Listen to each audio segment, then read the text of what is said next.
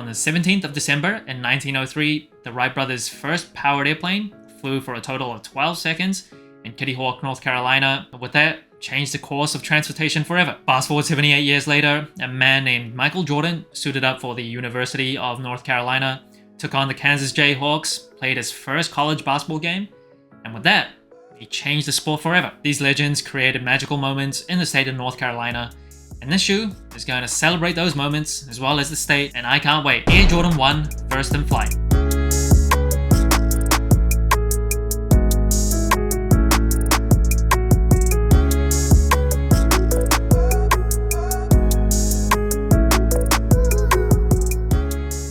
The shoe is dropping on July 10th on SNKRS for $180. It is a woman's exclusive. I believe some select retailers are dropping it on July 6th, so keep your eyes out if you're into this shoe, if you want to get it earlier than SNKRS. And in North Carolina, the license plates actually say First in Flight. That is the direct reference to the Wright brothers' first flight in Kitty Hawk, North Carolina. And this shoe obviously reminds me of a lot of Jordan 1 UNC themed shoes before. Also the Obsidian ones that are very popular as well. So it's similar, but also slightly different. And first impression of this shoe. Oh, I think this is the best Jordan 1 in 2024. Honestly, I'm a sucker for UNC blue. That is my favorite color on sneakers. Just absolutely love it. And this dark obsidian blue also fits very well. The gold I can do without, but not too much of an eyesore. Overall, I just think it's a beautiful looking shoe. Yeah, give me any UNC blue type Jordan brand sneaker and chances are, probably in. And the upper of the shoe, it is a leather base layer with nubuck overlays. And the leather, it comes in this kind of tumble texture. It is pretty soft leather. It feels very nice to the touch. Not the thickest type of leather, but it does feel soft. I don't like leather when it's like very coated in the polyurethane coating where it's kind of shiny. This leather does not give that type of effect. Just textured, nice and soft to touch. And I will say the nubuck does feel pretty nice to the touch as well. You see the nubuck on the swoosh as well as the toe box, all the way up to the ankle collar. And up close, the official colors of the shoe is actually sail, so it's not exactly white base. And yes, I generally complain about sail randomly on a shoe that doesn't need sail. I'm not going to complain about this one because it is a sail base, so it doesn't just stick out like a sore thumb. Like they forced sail on this shoe, fits right in, really nice. And then on the ankle collar, you'll see this gold wings logo. Not a lover of gold on sneakers, but in small amounts and the right type of sneaker, I think it works pretty nice. On this shoe, I think it works very good as well. Maybe a white wings logo would look pretty cool too, but gold works. And around the heel counter, it is not UNC blue, it's that dark navy blue. I think all the colors on the shoe just work really nice together. Can't say enough good things about how this shoe looks in general. And then moving up the tongue, it is a standard Jordan 1 tongue.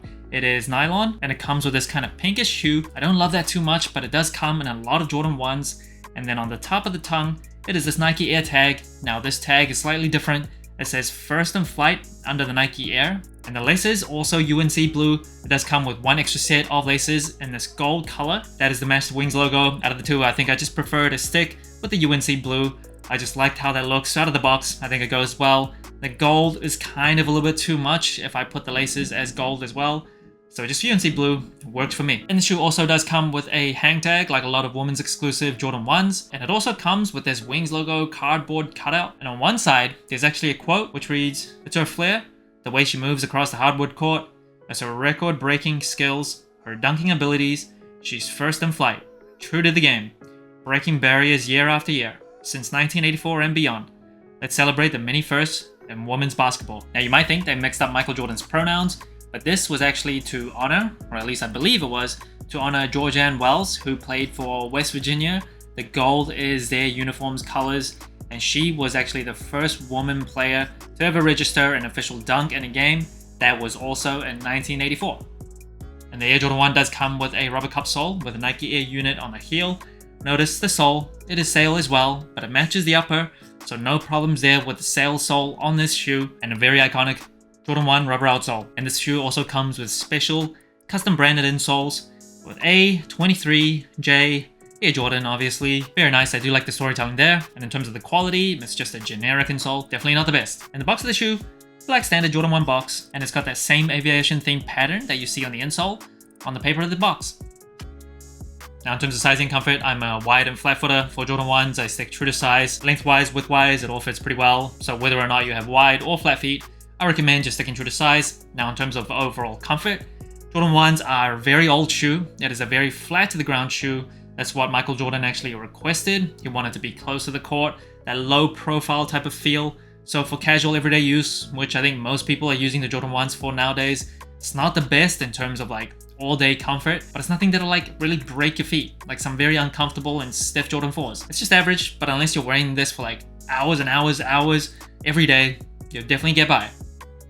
And that brings the total score of the Jordan 1 First in Flight to 32 out of 40. A very high score compared to other general releases.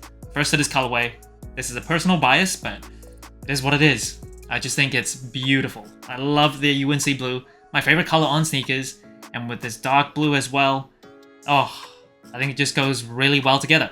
I don't love sail, but when it's like sail that makes sense, where the sole and the mid panel and the base kind of match. It's not like random sail that's forced on a shoe. I don't mind it at all. Yeah, everything about this colorway just really excites me. Really excites me. In terms of the materials, I think the leather is pretty soft. It's got that tumble texture. Not the thickest cut of leather, but for a Jordan 1, it's pretty decent. Nubuck is pretty nice to touch as well. And in terms of the comfort of the Jordan 1s, again, not the most comfortable shoe. Even the Jordan 2s, one iteration after it, are much more comfortable, but for casual, everyday use here and there, no problems. It is designed originally to be a basketball shoe, so it's low, flat to the ground, still pretty heavy and clunky. In 2024, don't expect it to be the same standard as modern day shoes, but if you know what you're getting into with a Jordan 1, I don't think you're going to hate the comfort of the shoe. Now, in terms of the versatility of the shoe, Jordan 1s I think are the most wearable and versatile Jordan brand silhouette ever. And in terms of the wearability of the colorway, very wearable. The blue is pretty standard. Gold is maybe the part where it's a little bit loud, but very small amounts. Yeah, I think it's a very easy to wear shoe. Can't really go wrong. Now, I don't have the Obsidians, so I'm going to choose the Jordan 1 that's probably the closest to this colorway in my rotation that I have on me right now, which is the UNC Blue Toe. And out of the two, it's close. I really like these. I really do. I think I'm still going to have to go with this one, but just by a razor thin margin. These are slightly better, for me anyway. Oh, I don't know. It's close. It's close. Jordan 1s have definitely taken a hit in popularity recently. I will admit that I think they've been putting out too many very similar colorways. It's not the amount of colorways, it's the similarity of a lot of colorways.